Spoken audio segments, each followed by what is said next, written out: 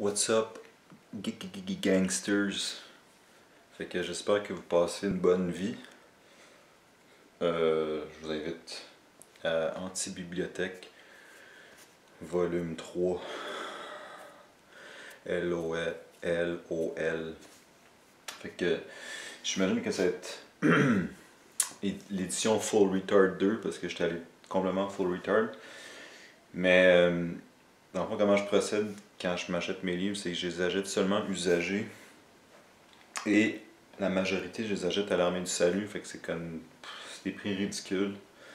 Ça revient à 1$ le roman. Et si j'en achète 5, c'est 4$ pour 5. Fait que ça revient à 80 cents chaque. Fait que je vais vous faire part de mes petits trésors que j'ai trouvés ces dernières semaines. En commençant avec ceux que j'ai trouvés au Renaissance. Puis là, j'ai trouvé un nouveau spot dans NDG, je pense.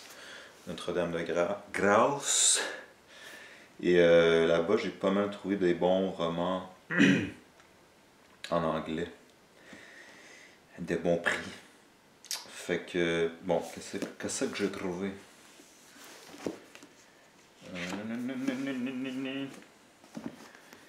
Fait qu'en anglais, j'ai trouvé Paul Auster de New York Trilogy, qui est considéré comme un de ses meilleurs, mais j'ai jamais lu du Paul Auster, fait que ça va être quelque chose que j'aurai à découvrir. Invisible Cities de Italo Calvino. Italo Calvino, je crois ses romans dans toutes les boutiques usagées en français. Puis j'ai décidé de le pogner. Et j'ai commencé, c'est quand même intéressant, ça ressemble à du Jorge Luis Borges. Et c'est le fun. Celui-ci, Patrick O'Brian, roman historique. Il y a eu un film fait avec. C'est quoi son nom? Russell Crowe. Ça, Master and Commander. Je passe vite parce que je veux pas que mon vidéo dure 1 heure. Je sais pas ça. J'ai trouvé ça c'était une bonne trouvaille. J'ai Cavalier and The Adventures of Cavalier, and je me rappelle plus, du même auteur. Et celui-ci et Cavalier sont considérés comme ses meilleurs. Fait que lui, je suis content de le retrouver. C'était 3$. Et c'est ça. Super belle copie avec ce genre de finition. Apparemment, c'est comme. Je sais pas pourquoi. Je vais investiguer plus en profondeur. Donc, c'est ça, je suis allé un full retard avec du D.H. Lawrence que j'adore. Je viens de finir Sons and Lovers que j'ai vraiment aimé. Fait que à chaque fois que je croise du D.H. Lawrence, je pogne du D.H. Lawrence. Je suis Yes, my precious. William Faulkner, Light in August. Je viens juste de terminer. Comment ça s'appelle? As I Lay Dying, que j'ai quand même beaucoup aimé. Que je vais devoir relire parce que j'ai rien compris quasiment. Mais c'est pas vrai, j'ai quand même compris ce qui se passait. Mais la façon c'est écrit, c'est comme. J'en parle dans mon autre vidéo sur As I Lay Dying. En tout cas, c'est écrit en Stream of Consciousness. Hashtag flux de conscience. Je me suis acheté une autre copie de Fleurs du Mal de Baudelaire. J'en ai laissé un à job que je feuillette de temps en temps pour lire des petits poèmes. Zola Nana. Fait que, ouais, je l'avais pas celle-là. Nana. Ensuite, ok, mes vraies trouvailles, c'est ceux que j'ai trouvés à l'Armée du Salut. L'Alchimiste que j'avais avant, mais j'ai perdu, mais en tout cas, c'était 1$, tu veux dire. Gogol, que j'avais rien de lui, auteur russe, right? Ça, c'est une des nouvelles, j'ai hâte de voir à quoi ça ressemble. Jude the Obscure. En passant, j'ai ça les romans qui sont comme. Que le cover, c'est genre l'adaptation cinématographique. J'ai pas vu le film, j'ai jamais lu du Thomas Hardy, parce que c'est hyper déprimant. Puis, c'est ça. Mais j'ai trouvé, puis... On va voir.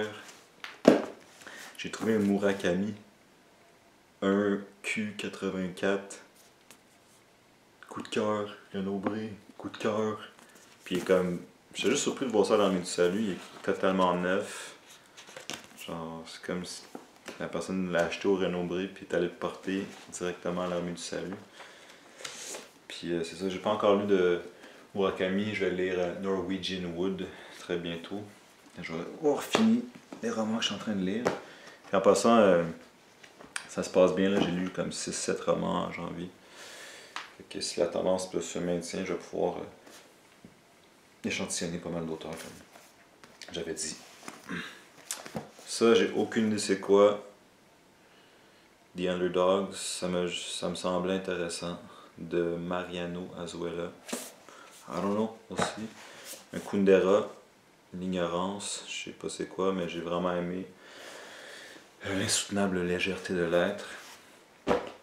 I Am Legend. Avec le cover du film. Mais c'est un classique de science-fiction, il paraît, fait que je vais pas nier. Puis c'est assez différent du film, apparemment. Donc on va voir. Un autre, je sais pas s'il fait juste la science-fiction, Kurt Vonnegut, qui est reconnu pour Slaughterhouse-Five, que j'avais lu. Fait que, tu sais, tous ces livres-là sont genre 1$ ou 80 cents. Fait que je suis comme, whatever, man. Ça va être dans mon anti-bibliothèque. Hemingway, The Old Man and the Sea, que j'avais. Je sais même plus, je me rappelle même plus si je l'avais lu au secondaire, mais. J'aurais pas acheté ça neuf, là. C'est genre 15$ canadiens.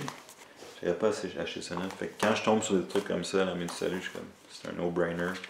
Je les pogne, je les achète. Boom! Ça, je suis content de l'avoir trouvé. John Steinbeck, East of Eden. Présentement, je suis en train de lire Cannery Row. Puis j'aime beaucoup ça. Fait que j'ai hâte de voir, parce que ça, c'est considéré comme son magnum opus. Un truc de philo, parce que je pense, quand je croise des trucs de philo, je les achète. Parce que peut-être pas cette année, peut-être l'année prochaine ou l'année d'après, je vais commencer plus à regarder la philosophie. Possiblement les lire en ordre, commençant avec Socrate, Platon, tout ça. Ouais. Fait que, ça c'est Xenophon Conversations of Socrates. Fait que c'est ça, Aristote, Socrate, Platon. Bon, Gene Rice.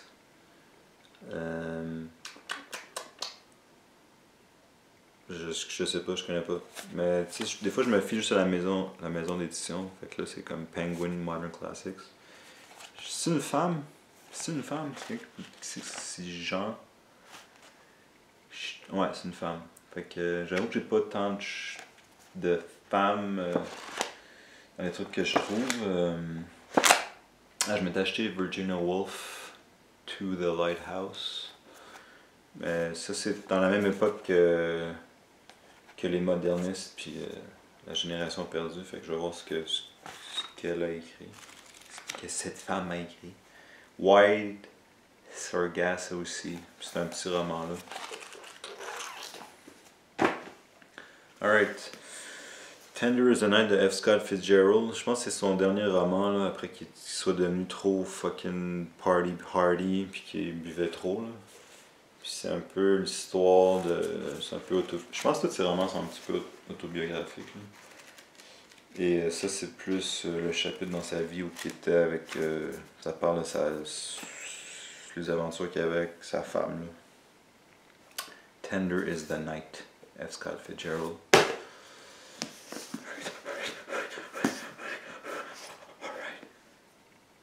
9 minutes, est-ce que je suis fly? J'ai pogné ça, j'ai aucune idée c'est quoi. De F.S. Naipaul, A House for Mr. Biswas. Je sais pas c'est quoi, mais c'est Penguin 2020. 20th Century Classics. Je pense que lui, c'est un Trinidadien. Fait que ça va parler du Trinidad, je sais pas. Mais je vais probablement pas le lire cette année. Mais comme, honnêtement, pourquoi je fais ça, l'exercice de tout ça, c'est que je veux lire jusqu'à temps que je meure. Fait que... Puis à ce prix-là, c'est ridicule. Là. Donc, c'est ça. J'ai décidé que je voulais lire, puis peut-être un jour écrire. Fait que si j'échantillonne, puis si je veux savoir ce que j'aime, et je vais voir ce qui se fait aussi. Donc, c'est ça. Dans la philosophie Utopia de Sir Thomas More, right? Philo. Puis la même maison d'édition. Ouais. Jean-Jacques Rousseau en The Social Contract. Mais en théorie, je devrais le lire en français, right? Parce que Jean-Jacques Rousseau, c'est un nom français. Puis il est né en... C'est un français. Peut-être je vais le lire, peut-être je vais pas le lire. Ça se peut qu'il y ait des trucs que je lise pas, là, tu sais. Mais je vais peut-être juste les redonner ou les donner à des amis, ou peu importe. Fait que ça, c'est pas de la fiction, c'est que ça donne. Ça parle The ancient roots of human sexuality while pointing toward a more optimistic future illuminated by our innate capacities for love, cooperation and generosity. En tout cas, ça parle des relations sexuelles, puis si on est censé être monogame, comment on l'était quand on était des hommes de caverne, tout ça. Mais pour tous ceux qui savent que je parle souvent de Red Pill, là, ça c'est un des livres qu'ils conseillent de lire dans la littérature pilule rouge. Pilule rouge. Ensuite, là je suis fucking content d'avoir trouvé Crime and Punishment de Dostoïevski. Et s'il y en a qui savent, parce que Dostoïevski c'est comme un de mes final boss, là, ces gros livres-là, là, Crime et Châtiment, je l'avais commencé, mais j'ai zone out, je l'ai pas fini il y a 2 ans. J'ai essayé souvent de lire les frères Karamazov. Mais en français, je pense que je disais pas le bon traducteur. Puis là, mon autre question que je me pose, c'est est-ce que je devrais le lire en français ou en anglais? Mais on m'a dit que, en tout cas en français, les traductions de André Markovitch, son nom, étaient meilleures que les autres. Donc, ceux qui sont sur la maison d'édition Babel et traduits par André Markovitch sont meilleurs que celles sur Folio. Mais après ça, si les traductions sont meilleures en français ou en anglais, je sais pas trop. J'avais fait une recherche rapide, puis qu'est-ce qu'il disait? Mais il faisait juste mentionner que la traduction d'André Markovitch était bonne. Ensuite, moi, mon raisonnement, c'est comme le russe. C'est quoi les racines du russe? C'est peut-être que si tu lis un roman qui est originalement écrit en allemand, peut-être que tu vas le lire en anglais, parce que c'est 2 langues germaniques. Comme si tu lis un roman qui était originalement en italien ou en espagnol, peut-être tu devrais le lire en français parce que c'est des langues latines. Je sais pas si ce raisonnement fait sens, ou bien si ça dépend vraiment du traducteur et... c'est peut-être du cas par cas. Cas par cas. Parce que j'avoue que si ton traducteur est poche, ben... C'est ça. C'est du cas par cas probablement. Et ben, si vous le savez, laissez un commentaire en dessous. Commentez below. Ben, je suis quand même content de l'avoir trouvé. Puis je trouve ça cool, là, cette collection-là, Penguin Classics. Il y en a qui sont. Je sais pas si avant ils étaient vertes comme ça. C'est Penguin Classics. Ça, ça c'est juste. Ouais, je sais pas. Mais j'aime bien ceux-là. C'est comme le Criterion des livres. En anglais. J'ai pogné ça que je connaissais pas du tout, mais il me semble c'est considéré comme bon, mais c'est-tu bon Oprah Winfrey bon ou c'est bon bon? Bon pour de vrai. Bon Reddit ou 4chan. Mais je pense que c'est probablement... Pas que c'est un Oprah Winfrey qu'on suggère un roman qui est pas bon, mais c'est sûr que c'est plus... C'est plus, comment dire...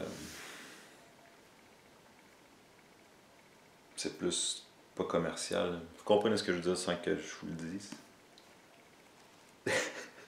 Ah, il me fait rire. Je me fais rire. Je communique intuitivement. Mais c'est plus... je sais pas, en fait. Faudrait voir. Je sais pas vraiment investigué c'était quoi qu'elle suggérait. D'habitude, genre, dans ma tête, c'est comme Oprah Winfrey, des madames qui sont comme Oh my god, this book is like amazing. Puis 4chan, c'est plus des trucs peut-être moins politically correct, puis plus dans ce que Harold Bloom considère comme étant canon, dans le western canon qu'il appelle.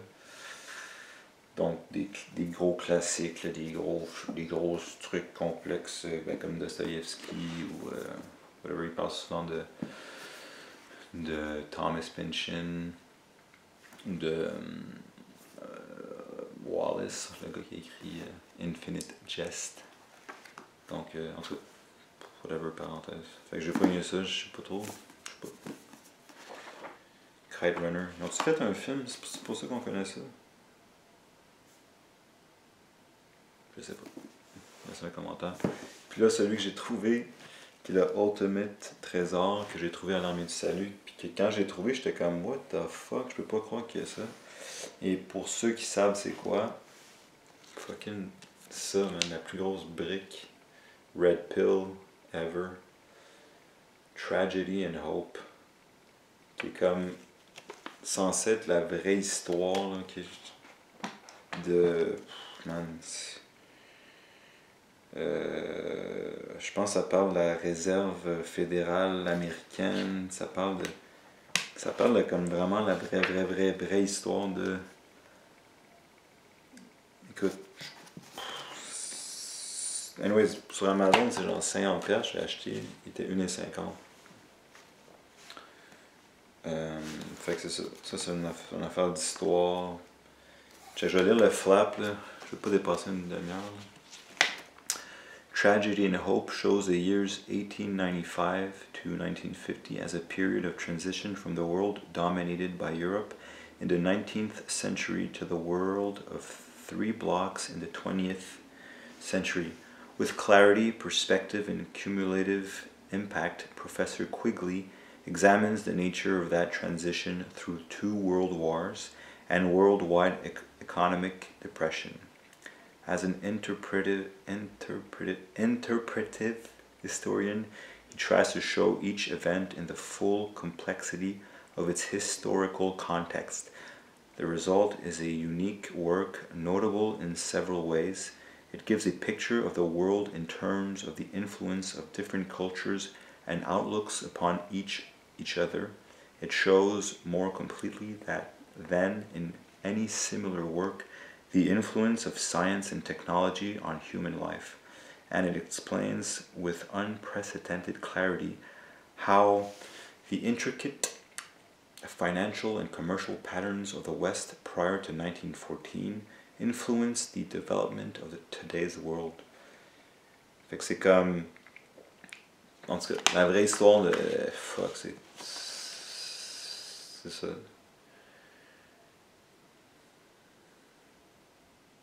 C'est... Ouais. History of the World. C'est comme l'histoire du monde, genre. Puis comment pouvoir switcher de... Écoute. C'est le genre de truc que... Man, comment je vais faire pour lire ça? J'ai comme 1000.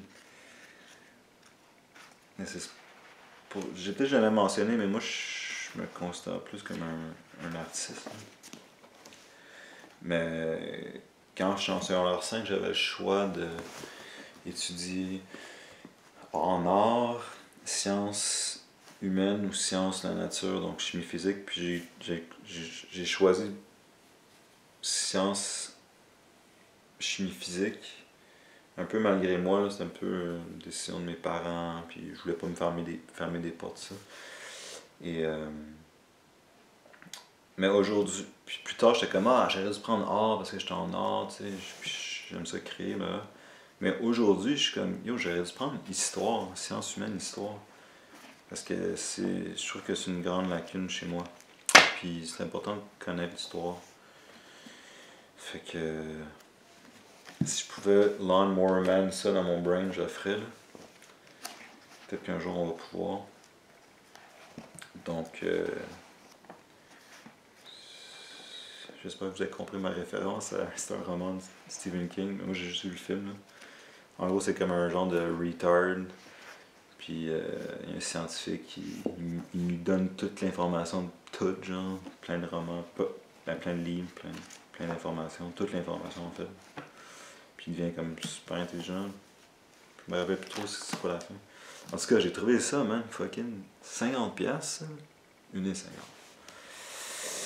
Ok, et dernièrement, ceux que j'ai achetés dans des boutiques de livres usagés, les livres d'occasion, c'est-à-dire. Fait que ça me dérangeait pas de payer un peu plus. Là. Céline, Voyage au bout de la nuit, que j'ai commencé, que j'aime beaucoup à date. Fait que, bon, son moitié prix au lieu d'être un fucking 20e du prix. Fait que, mettons, je paye 10$ au lieu de payer, je sais pas trop, là, 20$. J'ai trouvé Post Office de Charles Bukowski, j'ai payé 10$ au lieu de 20$ encore. L'autre semaine, je m'étais pogné Ham on Rye. C'est comme un genre de. Ça, je vous montre. Là. Mais c'est comme une collection. Il y a Ham on Rye. Il est juste là. Ham on Rye. Je vais pas. Juste pour vous montrer. Anyways. Ah!